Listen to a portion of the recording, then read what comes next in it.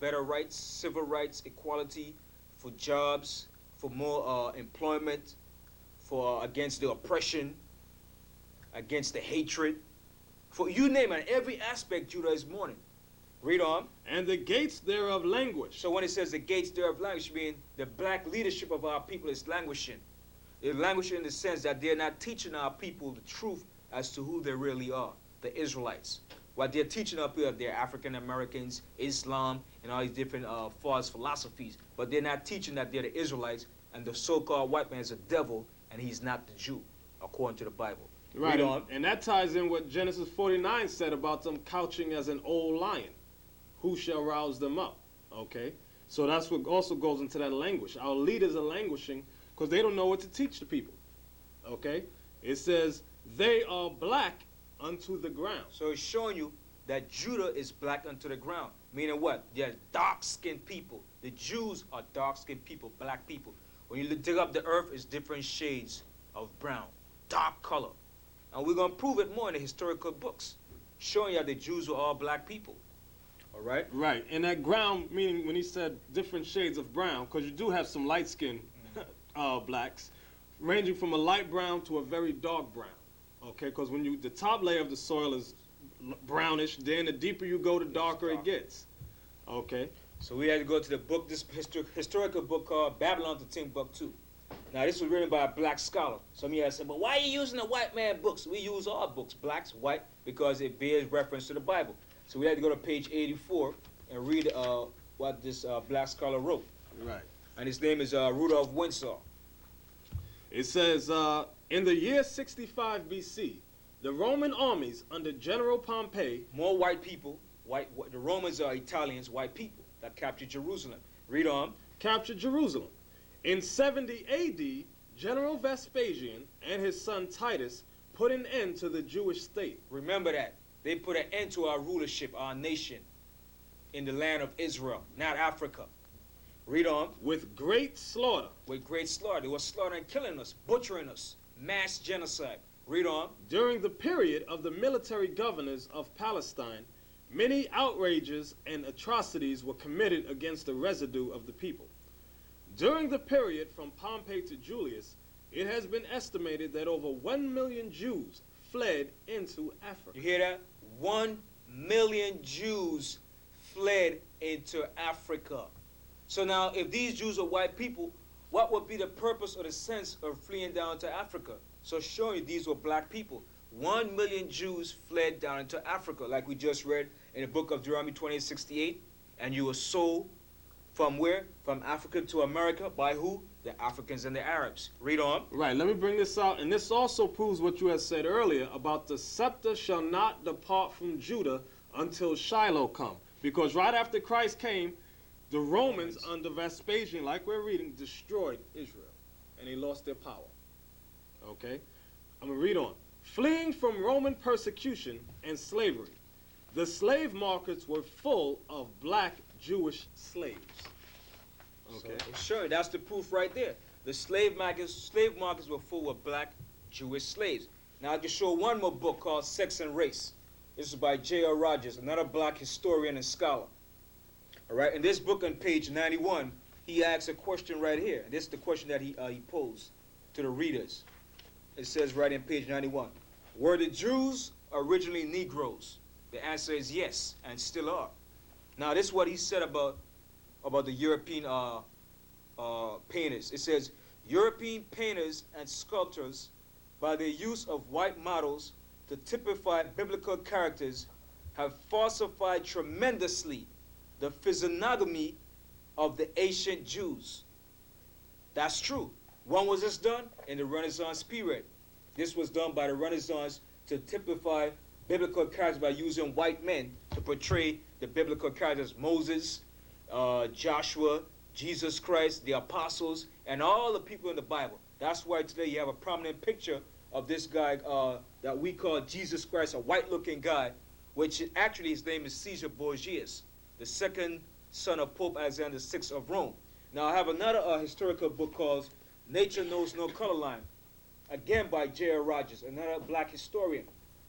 And in this book, on certain pages, it's going to tell you, he said the Jews of Spain and Portugal was so dark. And he's going to give the history concerning this matter.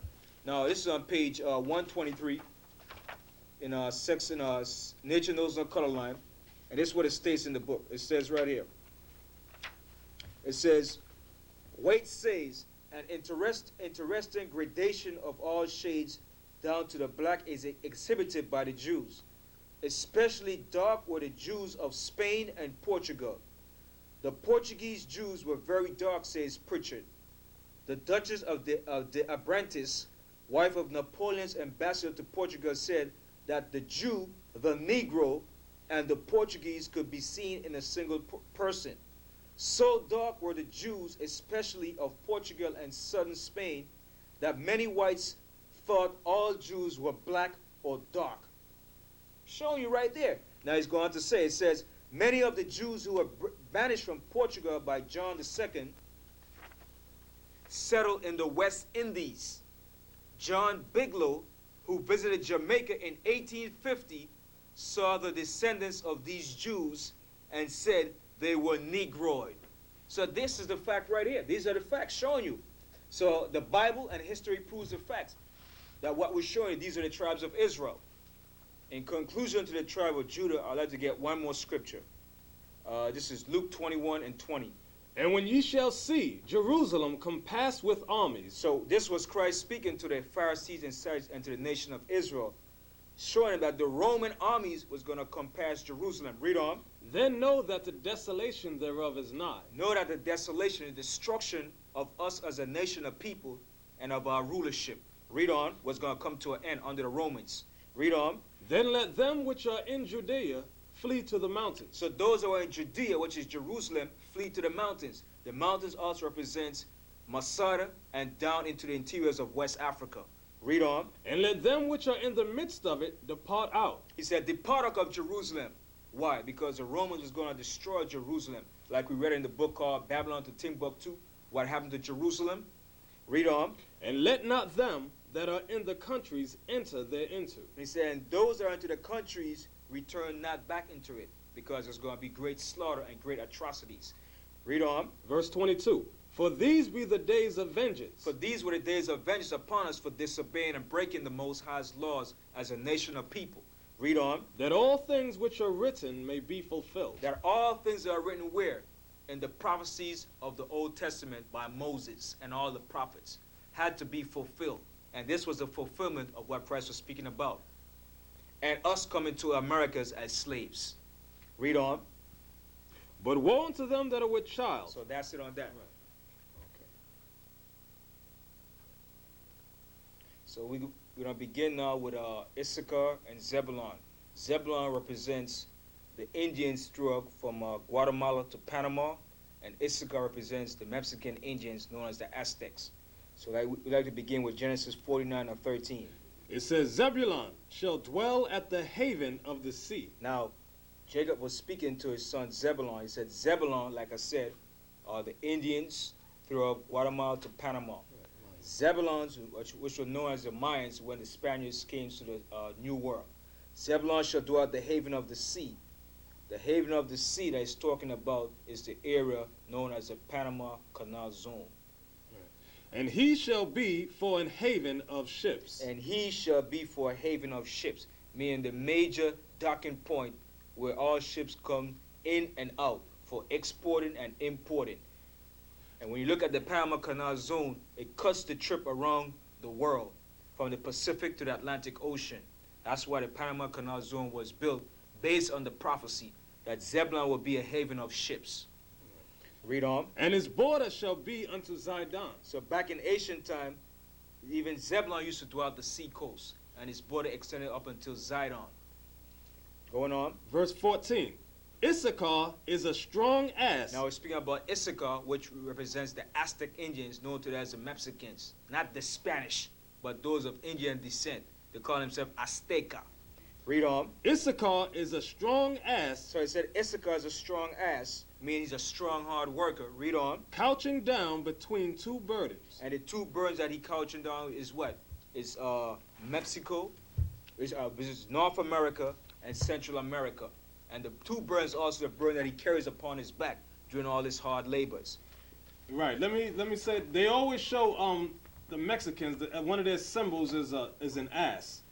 That's one of their famous symbols. Let me get this picture. Right, the burro. Right, the burro, like you said. Real quick, okay. This is from this book entitled Mexico, Feast and Famine. Okay, and inside they show you the Mexicans riding on the burro. Let me open to it right here. On what page? There's no page number in this All right. book. Okay, so let me continue. Verse 15. And he saw that rest was good. And the rest was a pleasant land. And the rest that they also have is what they call a siesta, where they stop working at 12 o'clock noonday and they rest and they don't do no work. Right. A few of the Latin American countries also do that. However, it's the Mexicans who have become famous for it.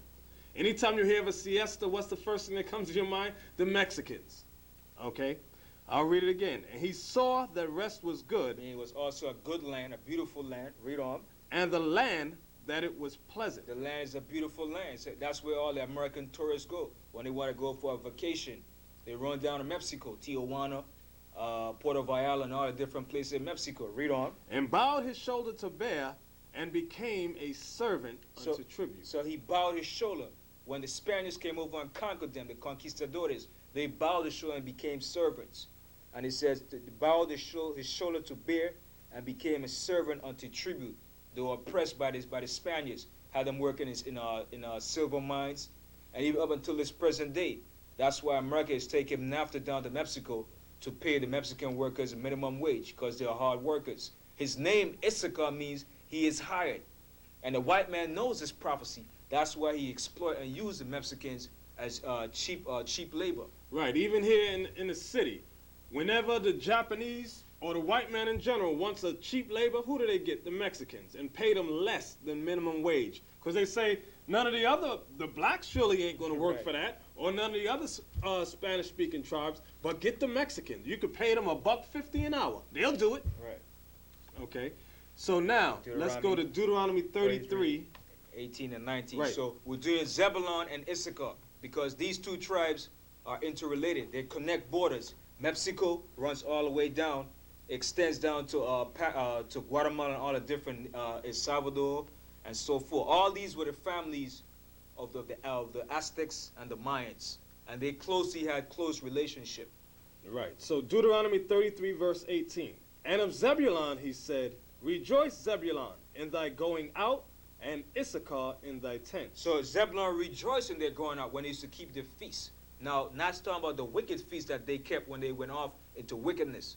When they came here first, they were keeping the righteous sacrifices. But then they went off into wickedness, which is sacrificing the people on the altars and cutting the hearts out. I went off into mass wickedness. So it says, Rejoice, Zebulon, in thy going out, and Issachar in thy tents. Who was in the tents of Zebulon? The Aztecs. That's why they used to travel back and forth and they used to exchange gifts. Right. They were close relatives. Verse 19. They shall call the people unto the mountain. Right. The ones that did the calling was Issachar. During the Middle Ages, they were called the Aztecs, because the verse above it says, Rejoice, Zebulon, in thy going out, and Issachar in thy tents. So it was Issachar that remained in their tents. The Aztecs, they would blow the horn at the feastly occasions and call the tribe of Zebulon up, which were the Mayans, and there they would do sacrifices, okay, sacrifices of righteousness. So I'll read on. There they shall offer sacrifices of righteousness, for they shall suck of the abundance of the seas, and of treasures hid in the sand. And when you look it up, the word Panama means the riches of the seas, the riches of the sea. So Panama is rich in the abundance of fish and all the riches that's in the sea. So he's telling you right here about Zebulon and Issachar too. Right. In ancient times, they actually, before we came to this side of the world, the Aztecs and the Mayans, back in Jerusalem, they really had sacrifices of righteousness. Now, a lot of you know the history that when they came over here, the Spanish discovered them sacrificing human flesh. Okay, is that recorded in the Bible? Yes. Let's go to briefly Hosea chapter, I think it's 8 and 13. Hosea chapter 8 and 13. Right. Hosea 8 and 13. Yes. They sacrifice flesh for the sacrifices of mine offerings. Right. They sacrifice flesh for the sacrifices of mine offerings. You heard about Montezuma the first, Montezuma the second. A lot of the great kings of the Aztecs and the Mayans, they were sacrificing flesh for the sacrifices of the Most High's offerings. They became wicked, and the Bible bears witness to that. Read. Read it again. They sacrifice flesh for the sacrifices of my offerings, and eat it. And eat it. So what kind of flesh was they sacrificing? Human flesh. Check out the history. They were sacrificing one another and ripping the hearts out of the chest and then eating it. And giving it to the gods. Right, and offering it to these strange gods that they were making up. Okay, Baal. Okay, read on. But the Lord accepteth them not. Right, because this was the time of prophecy that all things written should be fulfilled, that all vengeance would come down upon Israel. Read. Now will he remember their iniquity and visit their sins. Right, so the Lord said now he will remember their sins. He's going to visit them. In what form did the Lord visit them? In the form of the Spaniard conquistadors. When they came in 1492 and destroyed them from 1492 on. Read. They shall return to Egypt. They shall return to Egypt, meaning they shall return to captivity. Okay, so now, let's go back to, did we finish Deuteronomy 33? 33, and we're down to the, yes, we finished that. So I'd like to list that the Indians today that's living down in, from Guatemala to Panama, they're known as the Kunas, the Chukos, and the San Blas Indians. Those are all descendants of the Mayan Indians today that's occupying from Guatemala to Panama. Right, let me go to this book briefly, entitled The Hope of Israel, written by Manasseh ben Israel. Okay, these were records that this so-called white man had scribed concerning the Indians that he came across. And by the way, the word Indian comes from the Latin word India, which means servant. That's what it means. So I'm going to go to page 112. I shall speak somewhat in this discourse of the divers opinions which have been, and shall declare in what countries it is thought the 10 tribes are. I'm going to jump down. You must know, therefore, that Alexo Venagas says that the first colonies of the West Indies were of the Carthaginians, meaning Israelites. That's what it's making reference to. Who, first of all, inhabited Hispaniola, which is the Dominican Republic, and as they increased, spread to the island of Cuba. From thence to the continent of America, and after that towards Panama, New Spain, and Peru. Okay, so this guy's letting you know that the Israelites were spread in the Dominican Republic, Cuba, America, Panama, New Spain, meaning Mexico, and Peru. And this will end the conclusion in Zebulun and Issachar, but this verse is mainly about Issachar. 1 Chronicles 12 and 32. And of the children of Issachar. And the children of Issachar, which are the Mexicans, known back then as the Aztecs. Read on. Which were men that had understanding of the times. Which were men that had understanding of the times. The times were what? To understand astronomy and astrology. Knowing the zodiac. Reading the heavens. Read on. To know what Israel ought to do. And they knew what Israel had to do at certain occasions. The heads of them were 200, and all their brethren were at their commandment. So all their brethren were at their command when they would foresee and read the heavens. So when you go back in the history, even the Aztecs had calendars, and they even foretold of futuristic prophecies that occur when you read the Codex and the history of the Aztecs on the writings on the pyramids. So this will end the conclusion of Zebulun and Issachar. Now we're going to Dan. Right. To the Dan, the tribe of Dan. Genesis 49 and 17. And by the way, the word Dan means judge. Okay? Verse 17 says, Dan shall be a serpent by the way. So back in ancient time, when Dan was a judge, Dan was like a serpent to the enemies of the nation of Israel. Like a serpent in the way waiting to attack his enemies. Read on. An adder in the path. So an adder is a poisonous snake. So when Dan attacked our enemies, it was a vicious and a hard attack. Read on. That biteth the horse heels. So like a horse bite, like a serpent will bite a horse's heel, and it would cause the horse to rear up backwards and fall backwards. So Dan was like a attacker, ambusher against our enemies. Read on. So that his rider shall fall backward. So Dan destroyed our enemies, and also too, this is saying Dan caused the nation of Israel to go back into idolatry. When you read the history of Dan. Okay, so now we're going to go to Deuteronomy 33 and verse 22 to continue on Dan. And of Dan he said, Dan is a lion's whelp. So Dan had a characteristic of a lion's whelp too, a courageous, warlike people. Right, like with Samson, he was one of the main ones. Of the judge of Israel. Right. It reads on, he shall leap from Bashan. Now when it says Dan shall leap from Bashan, Dan was situated in the northern part of Israel. So when it says Dan shall leap from Bashan, meaning Dan was going to leap from where he was occupying and blend into the rest of the tribes of Israel. Because what happened to Dan, when you read in the book of Revelation, it's not mentioning Dan. Why? Because Dan was blended in with the rest of the tribes of Israel. Right, and to prove that, we're going to go to the New Testament in Revelation chapter 7. Okay, the tribe of Dan, they weren't destroyed as people, but they no longer had an inheritance. Like in the past, when the Levites no longer had an inheritance, so in this day and age, the tribe of Dan no longer has an inheritance. The proof of that is Revelation chapter 7. I'm going to read verses 1 down to 8. I'm going to read it swiftly. If you want to interject, do so. It says, and after these things, I saw 4 angels standing on the 4 corners of the earth, holding the 4 winds of the earth, that the wind should not blow on the earth. So that's the destruction that's going to come from the 4 corners of the earth, the nuclear destruction that's coming against all nations.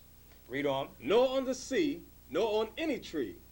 And I saw another angel ascending from the east, having the seal of the living God. That's Christ, the Yahushua, right. Jesus Christ. And the seal of the living God is the shield of David. And also the knowledge of the Bible that's going to be planted into the minds of the Israelites. Right. Read on. And he cried with a loud voice to the 4 angels, to whom it was given to hurt the earth and the sea. So who's going to bring destruction? The angels under the orders of the Most High. The angels are holding back this great destruction until a set appointed time. Read on. Saying, hurt not the earth, neither the sea, nor the trees, till we have sealed the servants of our God in their foreheads. So he said, don't hurt the trees, the seas, or anything until the servants of the Most High is sealed with the knowledge of the Bible that they are the Israelites. And that the kingdom of heaven, which is going to be on earth, is coming to the Israelites. And all nations going to serve us in slavery. Read on. Verse 4. And I heard the number of them which were sealed. And there were sealed 144,000.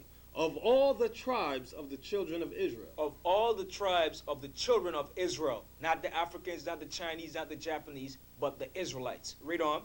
Of the tribe of Judah was sealed 12,000. Of the tribe of Judah was sealed 12,000. Of the tribe of Reuben was sealed 12,000. Reuben 12,000. Of the tribe of Gad was sealed 12,000. Gad 12,000. Of the tribe of Asher was sealed Of 12,000. the tribe of Asher 12,000. Of the tribe of Naphtali was sealed 12,000. Naphtali 12,000. Of the tribe of Manasseh was sealed 12,000. Manasseh 12,000. Of the tribe of Simeon was sealed 12,000. Simeon 12,000. Of the tribe of Levi was sealed 12,000. Levi 12,000. Of the tribe of Issachar was sealed 12,000. Issachar 12,000. Of the tribe of Zebulun was sealed 12,000. Zebulun 12,000. Of the tribe of Joseph was sealed 12,000. Which represents Ephraim 12,000. Of the tribe of Benjamin was sealed 12,000. Of the tribe of Benjamin 12,000. These are the top leaders, the cabinet rulers of the nation of Israel. So right here is showing you that Dan was not there. The name of Dan was not there. Why? Because Dan was blended in amongst all the rest of the tribes. Right. And what does this also prove? That the 12 tribes of Israel were not destroyed. That they are alive and well in these last days, because this is Christ speaking to John, letting us know that before this destruction, the 12,000 leaders of all the 12 tribes of Israel would be sealed with the knowledge of who they are, and that the kingdom of heaven is strictly for them. Let me just read verse 9 for the smart people in the audience. After this I beheld, and lo, a great multitude, which no man could number, of all nations and kindreds and people and tongues, stood before the throne and before the Lamb, clothed with white robes and palms in their hand, and cried with a loud voice, saying, Salvation to our God, which sitteth upon the throne, and unto the Lamb. Okay, so what is this talking about? The Israelites that were coming out of all nations. Briefly, real quick, go to Isaiah 11, and I believe it's verse 11, to prove that this people that came out of all nations, kindreds, and tongues is the Israelites. Because a lot of you try to be smart and go, see, that includes everybody. That means everybody. It says the nation. Right. And so this, is that it? Verse Isaiah 11:11. Right. And it says, and it shall come to pass in that day that the Lord shall set his hand again the second time. The second time meaning when he comes back. Right. To recover the remnant of his people, which shall be left from Assyria, from Egypt, from Pathros, from Cush, from Elam, and from Shinar, and from Hamath, and from the islands of the sea. And he shall set up an ensign for the nations, and shall assemble the outcasts of Israel. Who? The outcasts of Israel. The outcasts of Israel. Read. And gather together the dispersed of Judah from the four corners of the earth. Do you hear that? So that explains Revelation 7 and that verse we had read about them coming out of all nations. Okay, so stop the strange doctrine of including the Chinese, the Japanese, the Hawaiians. No, this ain't for you. This is only for the 12 tribes of Israel coming out of all nations under the earth. All right, so with that, we're moving on to the next tribe, which is Gad, which means truth, which is the so-called North Americans, known as the Cheyenne, the Sioux, the Apache, the Cheyenne, the Apaches, and so forth. This is what you call the so-called North American Indians, Native American Indians. Now, I want to stress this point because you have scholars and so-called biblical scholars saying, well, Native American Indians are Chinese, they came from the Bering Strait. This is a bold-faced, blatant lie. You're looking at a so-called North American Indian right here. That's right. Nathaniel. And since you made that statement, let's go into this book entitled History of the American Indians by James Adair. Okay? He wrote this book in let me look at it real quick. 1775, and it was first published in the United States in 1930. Let's read about, did he find anything about the Native American Indians being descended from the Chinese? I'm going to go to page 13.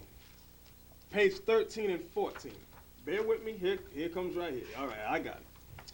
It says, some have supposed the Americans, meaning the Indians throughout the North America, to be descended from the Chinese. But neither their religion, laws, customs, and etc. agree in the least with those of the Chinese, which sufficiently proves they are not of that line. I'm going to go to page 14 now. Neither could persons sail to America from the north, referring to the Bering Straits, that lie that you push in schools, that the so-called Indians came through the Bering Straits. I'm going to read it again. Neither could persons sail to America from the north, by the way of the Tartary, or ancient Scythia, that from its situation never was or can be a maritime power, and it is utterly impractical for any to come to America by sea from that quarter. Besides, the remaining traces of their religious ceremonies and civil and martial customs are quite opposite to the like vestiges of the old Scythians, meaning the old Chinese, okay? Nor, even in the moderate northern climates, is it to be seen the least vestige of any ancient, stately buildings or of any thick settlements, as are said to remain in the less healthy regions of Peru and Mexico. Several of the Indian nations assure us they crossed the Mississippi before they made their present northern settlements. That's why they call them the Indians Arawaks, meaning when they traveled from the southern coast of South America or made their way up, which, connected with the former arguments, will sufficiently explode that weak opinion of the American Aborigines being lineally descended from the Tartars or ancient Scythians, meaning the Orientals. Jump down. From the most exact observations I could make in the long time I traded among the Indian Americans, I was forced to believe them lineally descended from the Israelites, either while they were a maritime power or soon after the general captivity. The latter, however, is the most probable. This descent I shall endeavor to prove from their religious rites, civil and martial customs, their marriages, funeral ceremonies, manners, language, traditions, and a variety of particulars which will at the same time make the reader thoroughly acquainted with the nations, of which it may be said to this day very little have been known. Right. So Okay. I like to show in this book too, called Native Americans. On page 55, you have a group of Apache scouts.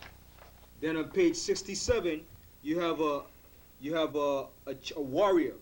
And page 67, when you see on the screen. Then on page 78, you have another warrior. Then on page 98, you have another Indian warrior, showing you these are not Chinese. So let's go on to the scriptures, and the first scripture we're going to begin with is Genesis 49 and the 19th verse. Okay. Gad, a troop shall overcome him. Now stop. It said, Gad, a troop shall overcome him. The troop that overcame the so-called North American Indians was the U.S. cavalry, beginning with many different generals, but Custer was the main famous one, and he had other generals after Custer.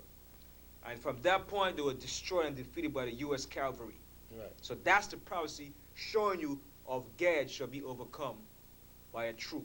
Right. But he shall overcome at the last. But in the end of this captivity or punishment, Gad is going to overcome. They're going to rise up and get revenge on our enemies.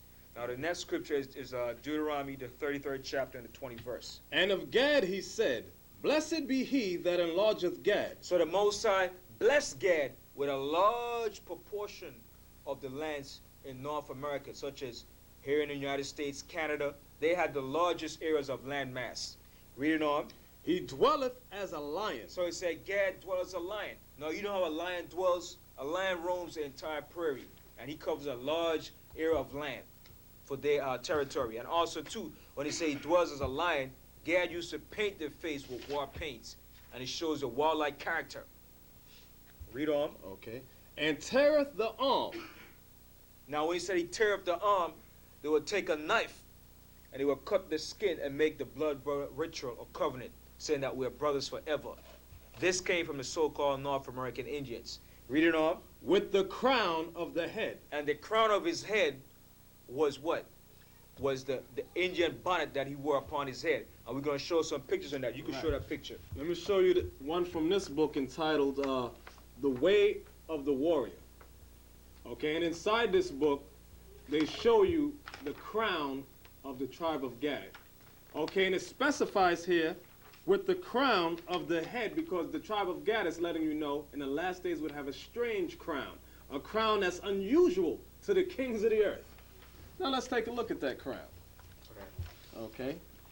The title says Crowning Glories, and I'm glad it got the word crown there, because it goes directly with the Bible.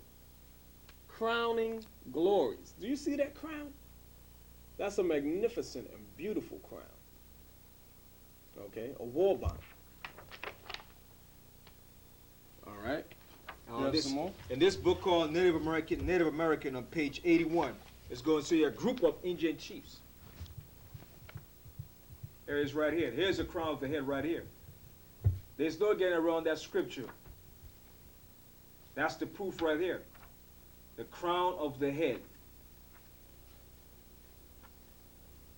There's another one I'm going to show you on page 85. And only top warriors wore these crowns for their victory in battle. Not this one, but this one over here on page 85. See that beautiful crown? That's from the scripture. And that's what the Native Americans, Indians wore upon their head. A crown, a beautiful crown of feathers. Right, you brought out that part about tear up the arm. Right, tear up the arm. That blood brother covenant. Okay, they would get a sharp stone or a knife and break their flesh and put their hands together so that the blood would mingle. I wouldn't suggest you do that today, though. You get AIDS and drop dead.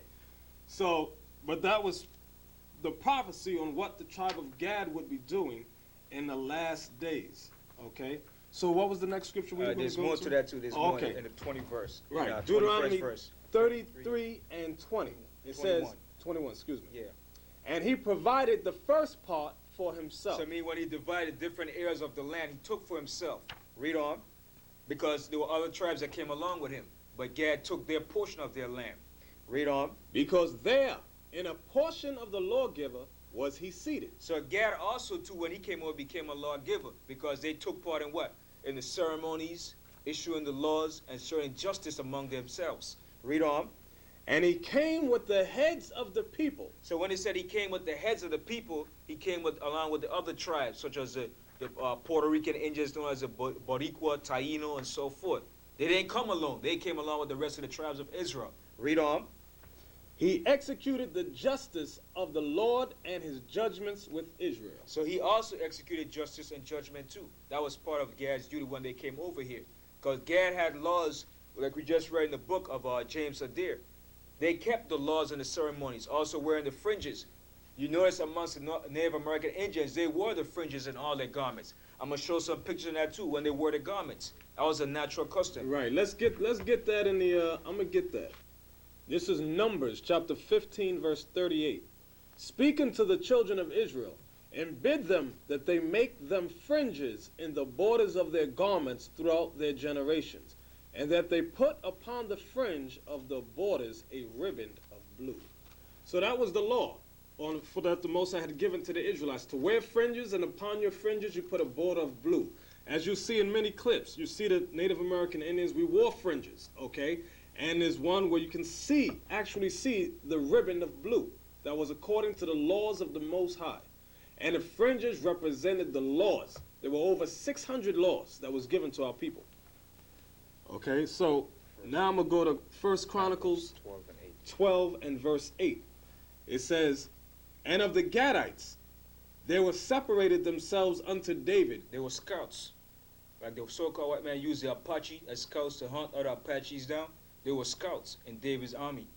Read on. Into the whole, to the wilderness, men of might and men of war. They were men of war, courageous, Geronimo, Victorio, you name them. Great warriors, Santana, Sitting Bull. Read on. Fit for the battle. They were fit for battle, excellent warriors.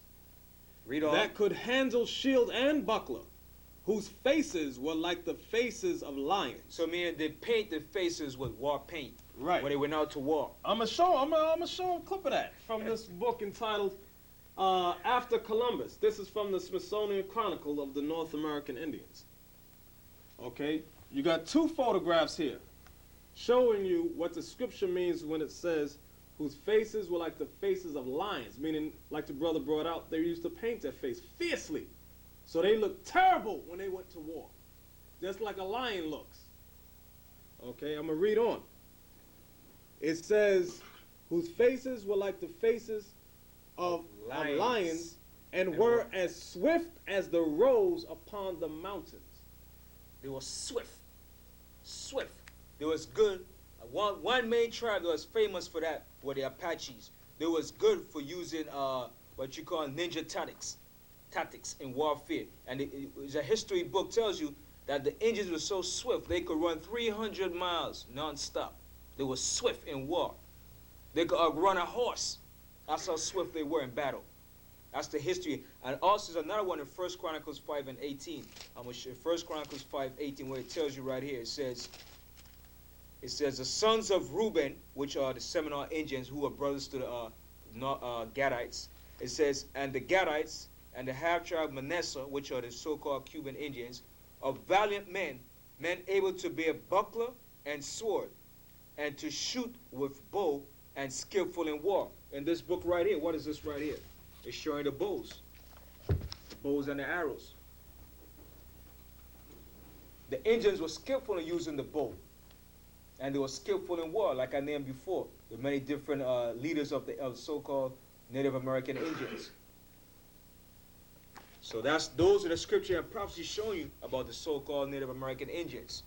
So at this time, we would like to show and prove, according to the Apocrypha, which is the Bible, how the 10 tribes came over to the Americas, known as the New World. And these 10 tribes were referred to as what you call Native American Indians, the Indians in Central America, throughout the Caribbean and South America.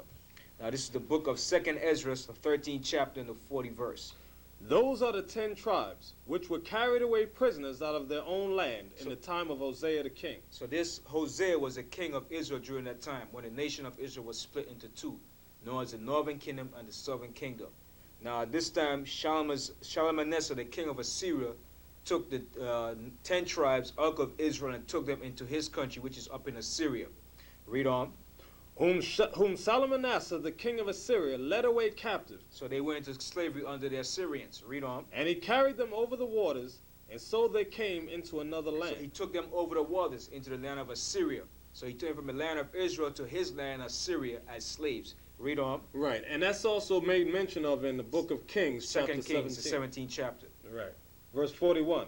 But they took this counsel among themselves. So who took this counsel? The 10 tribes, including the tribe of Dan, who was also absorbed into the rest of the tribes of Israel. They took this counsel among themselves. Read on. That they would leave the multitude of the nations and go forth into a further country. So they said, listen, Israel, our brothers, we're going to leave this part of the world where these heathens, these nations are occupying, and we're going to go forth into another country. Read on. Where never mankind dwelt. At that time, when they made this statement, no other nation of people were dwelling in what they call the New World, which is called the Americas. It was unoccupied. Read on. Verse 42.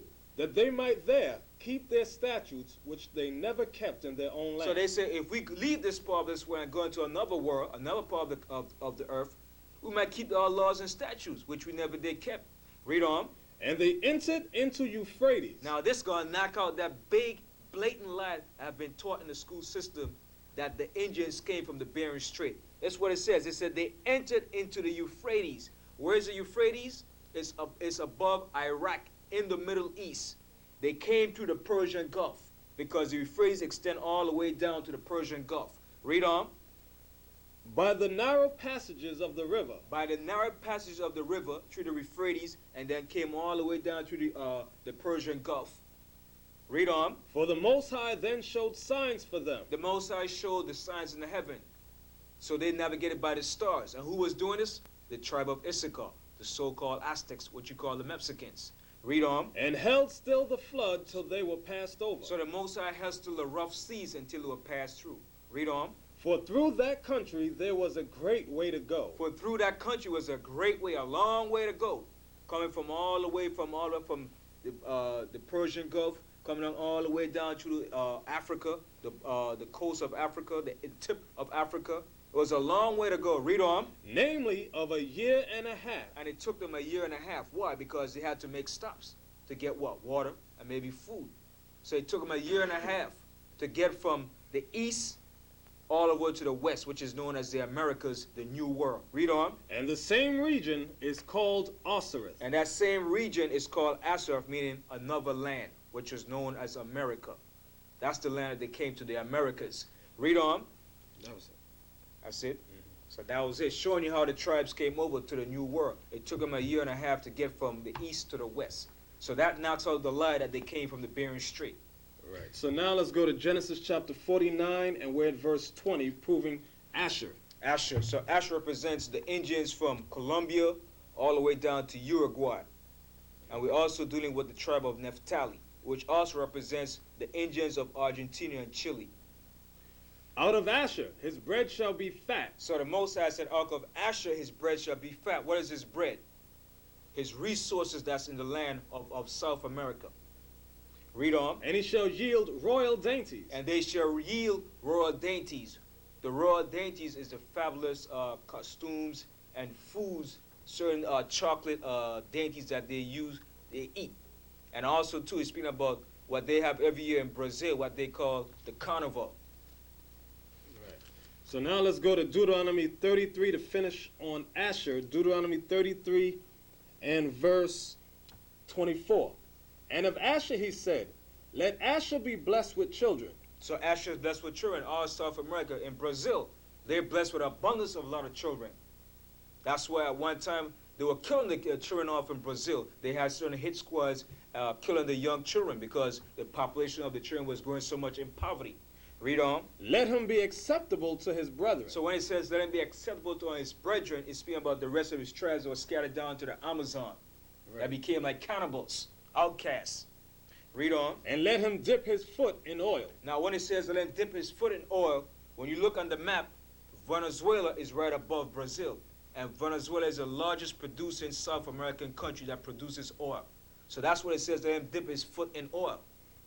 Read on. Thy shoes shall be iron and brass. It said, thy shoes shall be iron and brass. What's under your shoes? The sole, your foot. So in that country, South America is filled with a lot of natural resources as what? Silver, uh, gold, copper, and all, aluminum, all sorts of natural resources that's needed for your building of materials and so forth. Read on. And as thy days, so shall thy strength be. And so as the days are, so are the strength. They constantly multiply and increasing. So South America is a rich country in resources. Right. So now let's go to Genesis 49 once again in verse 21 to prove Naphtali. So Naphtali represents the Indians of Argentina and Chile, known as the Araucanian Indians, that lives in the southern part of South America. Read on. Naphtali is a hind let loose. So a hind let loose is like a what you call like a horse, or it's like a wild goat. Right. They're like nomads. They wander. Right. Okay. So they call them the gauchos. Right. But I'm not talking about the Spanish that went over there and classified themselves as gauchos. I'm talking about the real Indians of that area. Read on. Because down in Argentina and Chile, you have a lot of so-called Spaniards in that area. I'm not talking about those people. I'm talking about the true inhabitants of that country. Read on. Of Indian descent. Read on. He giveth goodly words. So the people of Argentina give goodly words. When you look up the word, the capital of Argentina is what? It's Buenos Aires. In Spanish, it means good air, pleasant. So the Indians of that country were pleasant people until the Spaniards came and robbed and destroyed them. Right. So now let's go to Deuteronomy 33 and 23. It says, and of Naphtali he said, O Naphtali, satisfied with favor. And they're satisfied with favor. They're pleasant people. The land is full with what? With the blessings of grapes, wine, precious wine that comes from Argentina and Chile. Read on. And full with the blessing of the Lord. Possess thou the west and the south. Now when you look on the map, Chile possesses the farthest western point in South America. Possess thou the west and the south. And Argentina possesses the most southern point in South America. When you look on the map, Chile and Argentina. Chile is to your west, and Argentina is the most southern point of South America. Right. Possess thou the west and the south. Also, because this is in the western hemisphere. Right. Okay. Possess thou the west and the south. As he brought out, the southernmost part is Argentina. And Chile is to the west. Right. And also, too, when it says the Most High blessed them, Argentina possesses a large amount of beef. The cattle industry in Argentina. Okay, so now we're going back to Genesis 49, and we're going to deal with Joseph. Right. Okay, which became Ephraim. You can expound on that. Now we're going to deal with the tribe of Joseph, which represents also the tribe of Ephraim and Manasseh. And to show that scripture real quickly, go to Numbers 132. It says, of the children of Joseph, namely of the children of Ephraim by their generations. So Ephraim took the posterity of his father Joseph, but the name was still there. So let's read Genesis 49. Right, real quick. In Genesis 48, when the blessing was to come on Joseph, he asked his father to give it to his sons, Ephraim and Manasseh. So Ephraim was the younger boy, Manasseh was the older. You can read the story on your own. So the greater blessing was put on Ephraim. It tells you that Jacob crossed his hands like so, and put his right hand on the younger boy and his left hand on the older boy, and put the blessings on him. So read Genesis 48 to get the history behind that. So now, we're going to speed up because we're running short of time. So we're in Genesis 49 and 22. Joseph is a fruitful bow. So it said Joseph is a fruitful bow, meaning his posterity, Ephraim is fruitful. They have a lot of children, their offspring. Read on. Even a fruitful bow by a well. So it's showing you even when you plant a bough by a well, it becomes very fruitful. It produces a lot of fruits. Anything that's planted next to rivers of water or a well, it becomes very productive. Read on. Whose branches run over the wall. Now it says whose branches run over the wall. When the Puerto Ricans was over here in the islands and the Spaniards came and conquered them, their daughters married into the family of the Spaniards. So that's when it says their branches ran over the wall. They went out of their family line and went over into the Spaniards. Let's put it in the scripture in Hosea, the 4th chapter and the 17th verse. Because it's going to explain to you about Ephraim, what Ephraim did and what happened to Ephraim when the Spaniards came and conquered the island of Puerto Rico. Hosea, the 4th chapter and the 17th verse explains what happened to Ephraim. Let me go to Hosea chapter 7 and verse 8. Right, that's right. It says, Ephraim he hath mixed himself among the people. Right, some of them, not all of them. Some of them have mixed themselves amongst the people, which were the Spaniards. Read on. Ephraim is a cake not turned. So it says Ephraim is like a cake not turned. Now let me give you an example of a cake. When you have a cake that's one part is well done, and when you turn the other side over, it's not fully done. It's like a yellowish color. So that's what it's referring to. Ephraim is like a cake not done. He's like a light complexion. Light, not real dark no more. He's light. Read on. There's more to that? No, that was it. Okay.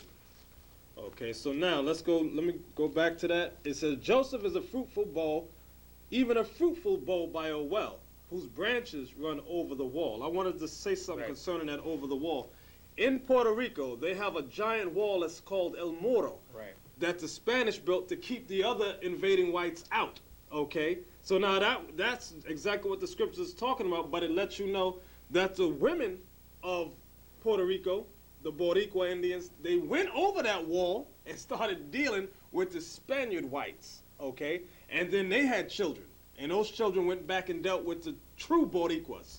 Okay, and had offspring. That brought about the change in the complexion of their skin. Right. Okay, so I'll read on. The archers have sorely grieved him. And the archers that sorely grieved the Puerto Rican Indians, the Taino and the Boricua and so forth, was the Spaniards. They hated them. They butchered and massacred them. Read on. And shot at him and hated him. And they shot at them with the guns. And they hated the so-called Puerto Ricans. So this was one example of the hatred that was displayed towards the Boricua and the Taino Indians by the Spaniards.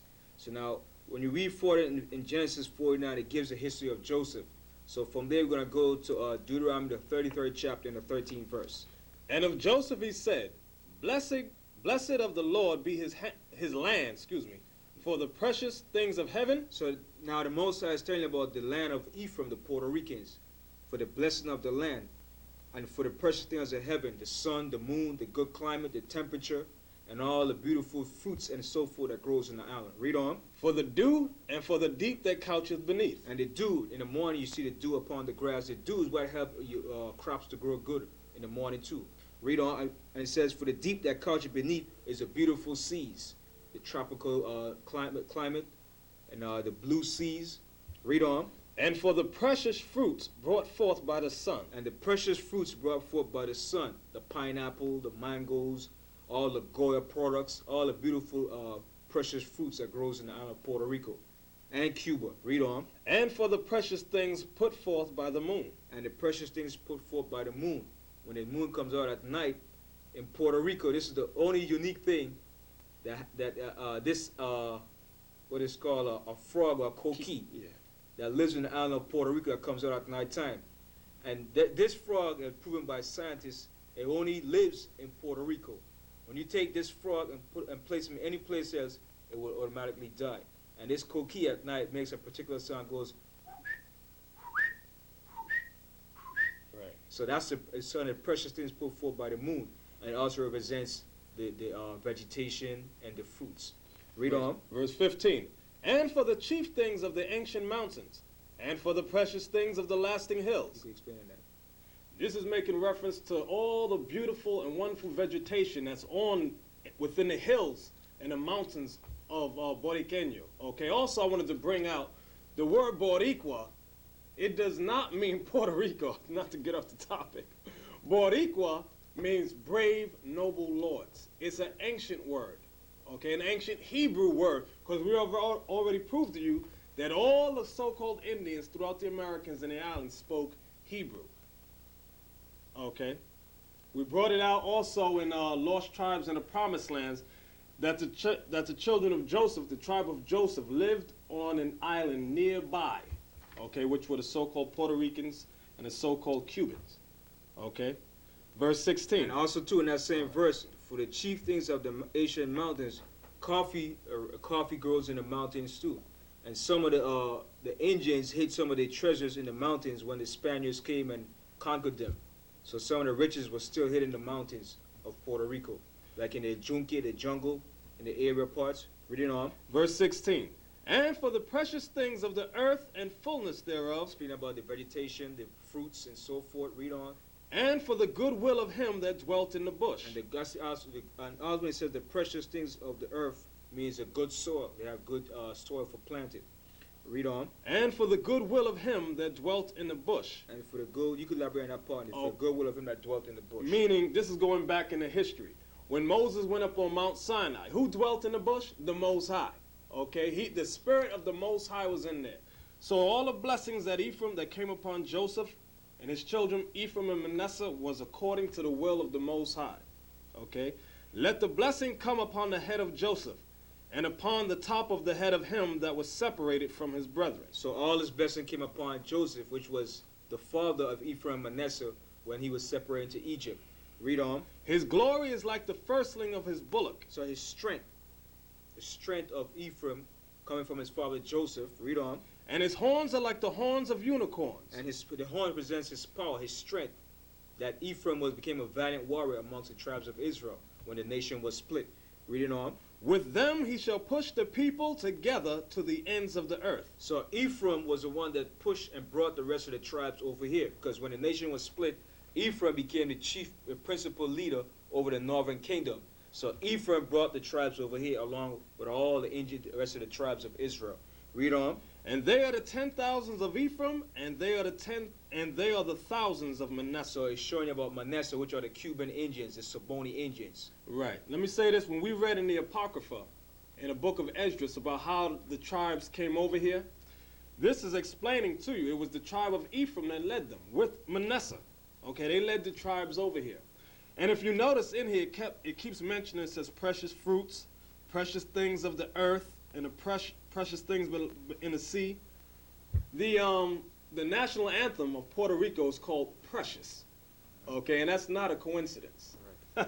And then also in Cuba too, Cuba produces a lot of sugar cane. It produces coffee, tobacco. Cuba is a rich producing country too.